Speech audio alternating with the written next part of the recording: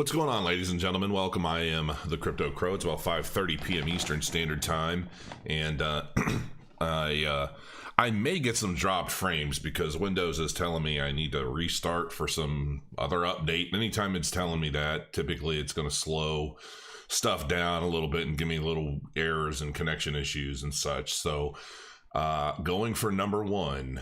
Yeah, greetings from South Australia. What's up, Mr. Mahuda? Very cool of you to be here. Shane Keating, what's going on? John Hamilton was actually first in chat today, so good on you. Hey Crow, love your videos from Melbourne, Australia. A lot of Aussies in the house tonight. Hey attaboy. Big hello from Ireland. What's up? My wife is Irish. Everybody thinks she's like German or Italian or something. She's only 5 foot tall, but she sure loves to drink her wine. She's got that Irish blood, that's for sure. How about Conor McGregor making a comeback? Looking mean and nasty as ever. I'm actually curious to see how that fight turns out. Josh Leonard, what's going on, man? Greetings from Morocco.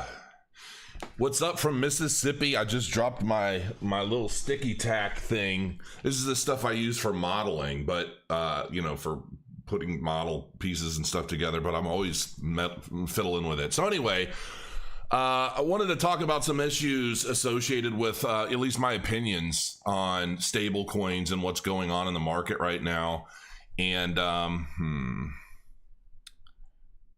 let's see. I feel like my brain is making my neck hurt. I've been trying to kind of relax a little bit today and just kind of chill out, but I'll try not to get too animated. I'm also having a little bit of coffee.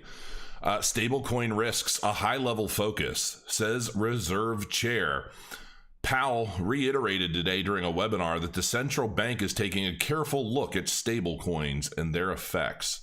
So this is an article from today. In brief, Fed Chair Jerome Powell said in a webinar today that stablecoins are a high-level focus for the central bank. Powell said the Fed is primarily concerned about the financial risks posed by stablecoins, and the central bank digital currencies, or CBDCs, are also on the Fed's radar. So I don't need to get too much into this, but they're definitely starting to pipe down on a lot of these stable coins. And I think a part of that, I'm going to give you kind of a general synopsis of what I think is actually going on. And, some of you guys may think I'm nuts. Some of you guys will agree completely. I don't know. But what I personally believe is happening, I think that, and I'm just going to say it, I don't think, I do think that there's going to be a transition. All of the FUD and the wishful thinking and the hopefuls and so forth, expecting, Trump to do some sort of big magic trick to like remain in office and all. I don't think any of that's happening. Just so you know, I just don't. I think that there's going to be a transition, and I think that the Biden administration is primarily, I'm not going to say primarily, but I think that there's going to be a lot of changes associated with crypto, and I think some are going to be positive and some are going to be negative. What I am seeing is, and I have my own tinfoil hat beliefs as to this administration and its overall agenda, if you will, but I do believe that to some extent this agenda or this administration is going to help facilitate the adoption of cryptocurrencies on a global scale. Whether or not that's a good thing, we'll have to wait and see, because what I see is I'm seeing that the regulatory bodies are really looking to gun down and they're really aiming in on blockchain, stable tokens, things like that. So you've got a lot of you have all these different countries that are looking to adopt and create their own state-issued stable coins. In the midst of that, you already have some well-established stable coins such as Tether, who's basically going to be up for submitting documents for an audit tomorrow. We're not going to know exactly what's going on, but they're going to be submitting paperwork and things to basically say, okay, here's our docs for an audit. What's the verdict, right? I think depending on that verdict is going to play a big role in some of the future regulations associated with stable tokens. I think they're being used as kind of a learning tool, for better or worse, we don't know. But I think that ultimately I think a lot of the data and a lot of the information provided for that audit is ultimately going to be used to help some of these state-issued stable coins take off, ultimately creating competition for USD Tether. Now, again, I don't know for sure, but in the midst of all of that, we're seeing a lot of tax proposals, how the government should or may end up taxing, like capital gains tax in the future. And so far, a lot of what I've read is really, really disgusting, to be quite frank with you. And a part of me almost feels like they're going to be saying, hey, look at us. We're supporting cryptocurrencies. We're all about, blockchain adoption and this and that. But ultimately, it's going to be tracked religiously on a multitude of levels so that they can enforce these ridiculous taxation laws that I feel may be coming in the US. So while they're supporting it and they're saying, okay, grow, make millions of dollars, do everything that you can in the crypto space, make sure you pay your tax bill. Thank you, goodbye. And that's honestly what I'm expecting. The one hand is saying, hey, we support it. The other hand is saying, now pay us. And a part of me is thinking to myself, okay,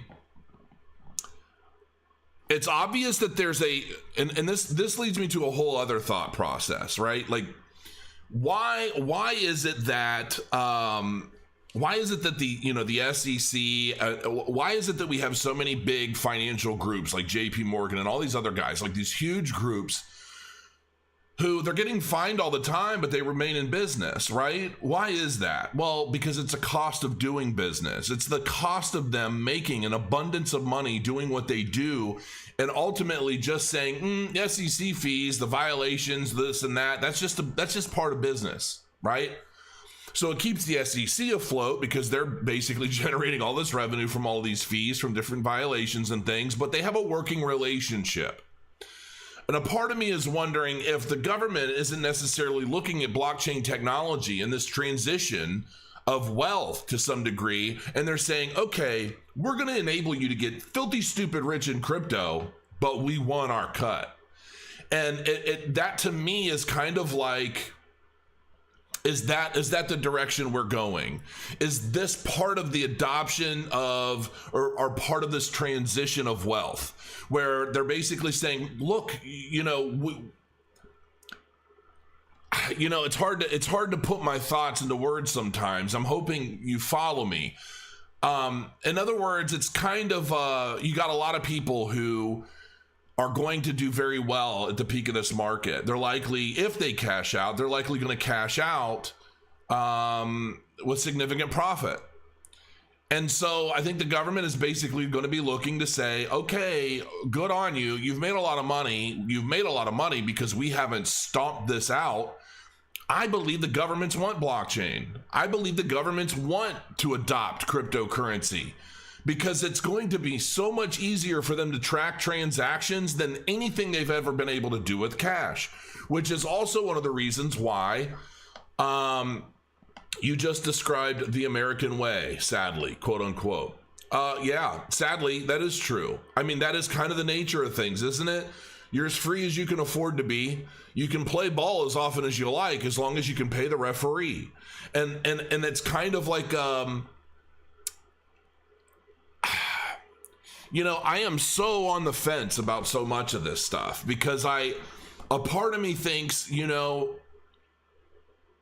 so many people are going to make so much money, and the government could just put their foot down and stomp it out and say, no, you can't trade it. All exchanges, we're shutting them down. If you do any business at all with anybody in the US, we're shutting you down. We're fining you.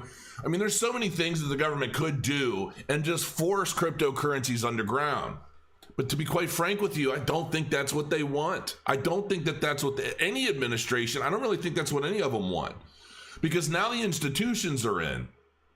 Before the institutions were in, everything was a lot more gray. It was a lot more of a gray area, and it's still quite a gray area, because I'm still so confused on so much of this stuff when it comes to like regulation and taxation and this and that. But ultimately, I believe that, and to be quite honest with you, if the government put out a state-issued stablecoin, I would much prefer using that and trusting that than I would some third-party, private owned, private operated stable token. I just would. That's just kind of the way I look at it. So we'll just have to wait and see how. I just feel like there's so much going on right now. And I believe that like the next 6 months is going to be very telling. And I think we're going to learn a lot about what to expect moving forward. I mean, there's a reason why, like in every video game that's based in the future anymore, everybody uses credits or some sort of digital currency. It's not about cash. Nothing is, and it hasn't been for a long time. But we're finally at a point where, yeah, we're gonna be adopting digital currency on a global scale, and the governments want to make sure that they're getting their cut.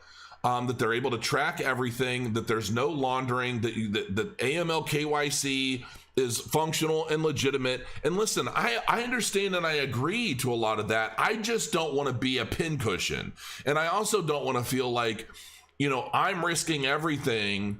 We've seen so many people rise and fall in crypto. I mean, we've gone into so many different, we're the ones risking the investment. And so while we're risking it all, I don't want to be like, I don't feel that the government has a right to take half of it or some insane amount. And hopefully it doesn't end up being that way, but they're going to do whatever they're going to do.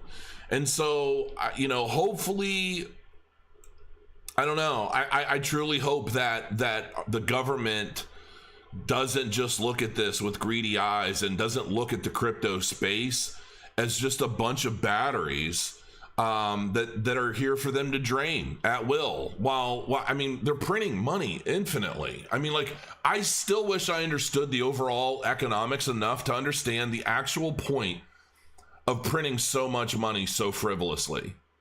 I just don't understand what the end goal is there. I mean, I really don't. And so I guess we'll just have to wait and see. What does the January 15th deadline hold for Tether, the world's biggest stablecoin? So basically like I mentioned, on the 15th, Tether's basically going to be audited. And, they have to send all these documents, all this stuff, basically everything associated with Tether to show what, how much of it is actually banked 1-to-1 with the US dollar. How legitimate is it overall? And I've been getting a lot of questions from people asking me if I think that they should be dumping their crypto because this audit could send the crypto market down. And I say, I'm not telling you what to do. I can't tell you what to do. I'm not dumping anything because of this audit. Number one, we've seen stuff like this happen before, and while there's uncertainty in the market, I think a lot of people have been overreacting to a lot of degree about this news, because all they're doing is sending in paperwork. We don't know how long it's going to be until actual decisions or disclosures or reveals are coming about. We don't know that yet. All we know is that it's happening. What I also know is, compared to like the last time a lot of this stuff was going on, there are a lot more stable coins now. I mean, there are a lot more stable tokens out now than there was, a year ago, right? Even probably 6 months ago. So there are options. Whereas one point USD Tether was the primary option, that's not the case anymore. So if we're looking for opportunity to trade to a stable token, they're out there in abundance. So I'm not overly concerned about this audit, quite frankly. And we'll probably see a dip because people are going to, as news comes out, and there's going to be FUD, and I'm sure there's going to be all kinds of crazy stuff going back and forth about it. Some of it's going to be made up with an agenda, some of it's not. And so, this is what I believe. I believe the crypto market's going up. I believe we're in a bull market. And whether or not we see dips here and there for the next year or so, I'm not freaking out. I'm not dumping anything I own into the hands of these institutional players who are just gotta gobble it right up and leave me holding an empty bag. Treasury backs down. Crypto monitoring rule will wait until the new administration. Probably a good call there. In response to a deluge of comments, the United States Treasury Department's anti-money laundering office is slowing its roll on a rushed proposal to monitor a whole new range of cryptocurrency transactions. On Thursday, the Treasury's Financial Crimes Enforcement Network, or FinCEN, announced that it was extending the window on comments in response to a rule originally announced 2 days before Christmas in less than a month before a new administration takes over. That sounds a little thirsty, I will say. Yes, that's true. The rule, as originally proposed, sought to add new thresholds for registered money services businesses, i.e. crypto exchanges, transacting with self-hosted wallets, which are only identifiable by their keys. The proposal provoked an uproar from the cryptocurrency community, which saw it as a violation of the tenets of peer-to-peer transactions, as well as the procedural rules that govern U.S. regulators. Oh boy. With the inauguration of Joe Biden just 6 days away, the Treasury's leadership is likely to see a major changing of the guard.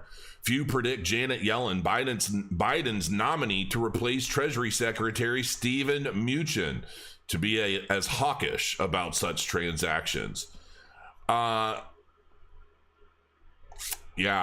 I don't even know what to think about that, because to be quite honest, I like I said at the beginning of this video, I mean, I believe that the government's going to start really actively adopting blockchain. I believe that a lot of governments on a global scale are going to start utilizing it. And yeah, I don't know. Crow, how long do you think this bull market will last? Your opinion? Till probably December, January. I think I think we're going to start seeing peaks as we head into 2022. Some people have said that, the markets are elongating, that the market cycles are getting a little bit longer, but I don't really necessarily know that I believe that, especially now because we have so much institutional money in play. I think that the peak of this market is going to be unlike anything we've ever seen. I mean, and I do wholeheartedly believe that the altcoin market is going to get significant bumps as well, because there's so much more money in the space. Now, granted, there's also probably 3 to 4 times the number of altcoins on the market as there was in 2017. So I believe that a lot of the cream is going to rise to the top. I know one of the altcoins that I think is going to do really well, probably two, are the two in this article. Polkadot and Cardano are eating payment protocols lunch. Ethereum killers are taking over leading payment protocols in Litecoin and Bitcoin Cash. The cryptocurrency landscape is changing in the ongoing crypto bull market. Proof of stake blockchain platforms like Polkadot and Cardano are fast overtaking payment tokens like Litecoin and Bitcoin. Over 6,000 cryptocurrencies have been created. It's actually over 8 from last I saw. Have been created in less than 10 years since Bitcoin's inception. The first instance of an altcoin wasn't even seen before April 2011 with Namecoin. Later in 2015, 8 co-founders of Ethereum built a blockchain platform that changed the course of cryptocurrency markets, paving the way for thousands of others. 2 Ethereum co-founders, Charles Hoskinson and Gavin Wood, separated themselves from the project and have led 2 independent projects in Cardano and Polkadot. These so-called Ethereum killers are now taking over payment-focused cryptocurrencies at a quick pace.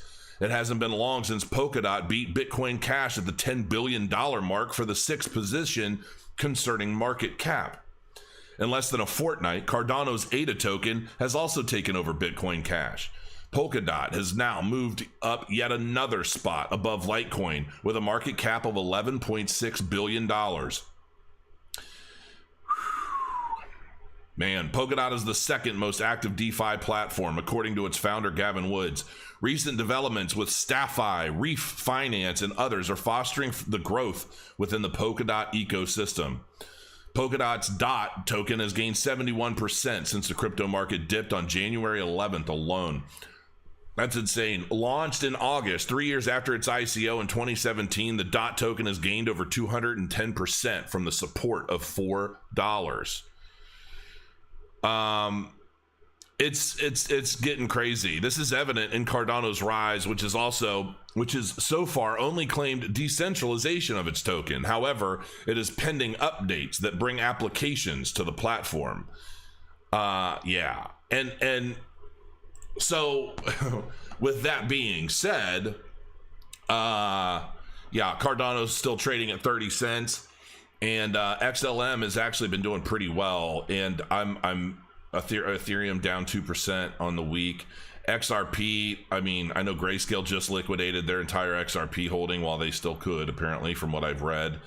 And Link is still hanging out. It's almost $17, so good call on that one.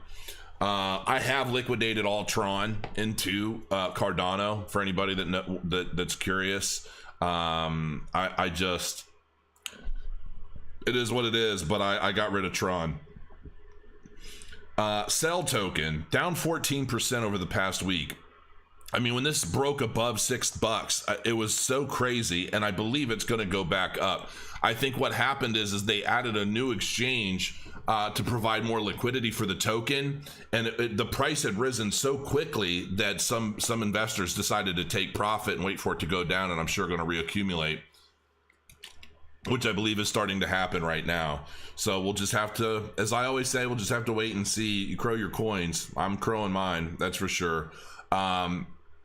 Neo up 14.2%. It's funny, we've got Neo up 14%, Cell token down 14%. And you know, I was actually looking at some charts, and I was going to go into it at some point. But yeah, Tron, I just don't listen when it comes to Tron. You know, I got into it early on because I thought, you know what, it's so big, it's so widely supported, there's a crazy huge marketing machine behind it.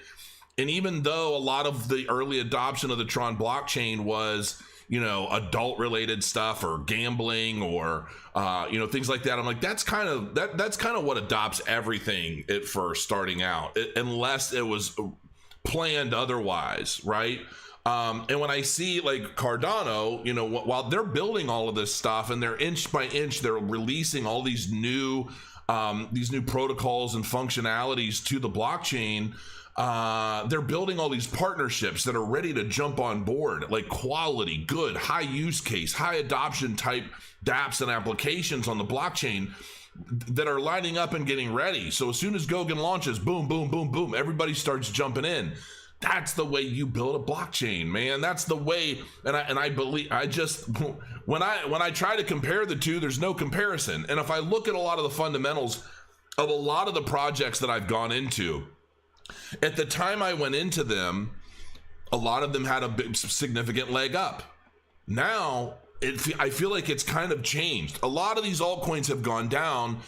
Cardano's gone down, but Cardano's been steadily increasing against Ethereum's value, while others have just been kind of hanging out at the bottom of the pool, and it's been really frustrating to see. So to some degree, I'm just trying to transition out of a lot of the underperforming stuff. Now, that's not to say that a lot of these underperforming tokens aren't going to do well when things start really kicking off. I believe we are going to see some dramatic price increases in Ethereum. So if you're holding altcoins right now, there's probably going to be a period of time where you see Ethereum shoot up quite a bit. And then you're going to see your altcoins rise along with it, but not nearly as much as Ethereum. But once Ethereum starts to peak out and starts to stabilize in accumulation phases, maybe some dips, that's when a lot of that profit is going to go into the altcoin markets for further dips. And the faster this cycle starts to pick up steam, that's when you're going to start seeing a lot of these altcoins jump, and they're ultimately going to start earning gains faster than Bitcoin and Ethereum. It's just a waiting game. And so I just, you know, for me, I'm just like, if I'm going to be waiting out altcoins, I would much rather be waiting out stuff like Cardano, Utrust, Celsius, you know, things that are proven to have solid use case and solid adoption, and go from there. So those are my thoughts. I love it when I see, you know, it's been warming my heart lately to see over 700 people in my lives. You can tell that more and more people are starting to catch wind of what's going on. You can tell based off of the popularity of a live stream what the overall sentiment is like in the market. So thank you guys for joining me, and I do appreciate each and every one of you. I really do. And I always try to do my best to, you know, spread information. What's up, Hal? How you doing? How much ADA do you own? Put it in your numbers. I would never reveal that. I have a couple. Yeah, tokenomics, 5 million ADA. I wish I had 5 million ADA. Jeez, oh Pete, if I had 5 million ADA. You know, I was telling my wife the other day, actually, I was joking about the fact that, you know, at one point I could have bought like 400 something thousand ADA tokens with 1 Bitcoin, and I didn't do it. And I'm like, as much as I'm kicking myself for that, I feel bad for the guys who had, you know, 10,000 or 40,000 or 50,000 Bitcoin, and they were just throwing them away. That's gotta hurt. I mean, that truly does have to hurt. So, you know, it is what it is. As far as Bitcoin's price, I don't have a chart up here at the moment, but to be quite honest with you, I can see us bouncing off of 40 grand again. I really do.